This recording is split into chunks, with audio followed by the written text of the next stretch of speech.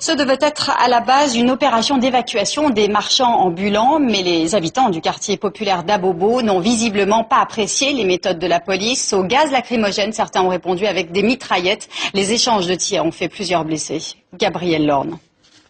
Abobo, quartier populaire d'Abidjan, un des épicentres de la crise post-électorale de 2010 en Côte d'Ivoire.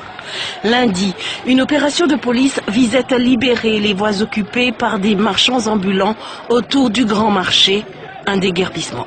Donc dis à tes camarades de se calmer, nous on va faire le déguerpissement. Donc mon commandant, ce que vous venez de dire, on a bien compris. Nous on ne peut pas s'opposer à vous. Mais on nous a demandé quoi? De chercher à rencontrer monsieur le maire pour pouvoir discuter avec lui, nous donner un site où quand même on peut se caser. Contestée par les commerçants et les jeunes, l'opération d'évacuation se termine en bataille rangée entre les habitants du quartier et les forces de l'ordre. Tir au fusil mitrailleur du côté des habitants, manière de rappeler aux autorités que des armes de guerre circulent encore dans les quartiers. C'est nous, on a pris les armes aux choses à Abobo ici pour pouvoir combattre Babo. Le même quand il était en difficulté ici, c'est nous on l'a fait sortir. Tu n'as rien laissé pour la jeunesse d'Abobo, et puis tu veux venir casser cette gare là encore. Le maire d'Abobo est également ministre de l'énergie dans le gouvernement actuel. Adama Tongara devait gérer en même temps l'attaque d'une centrale thermique par des inconnus armés dans la nuit de dimanche à lundi. Les dégâts sont sérieux, endommagés par une grenade.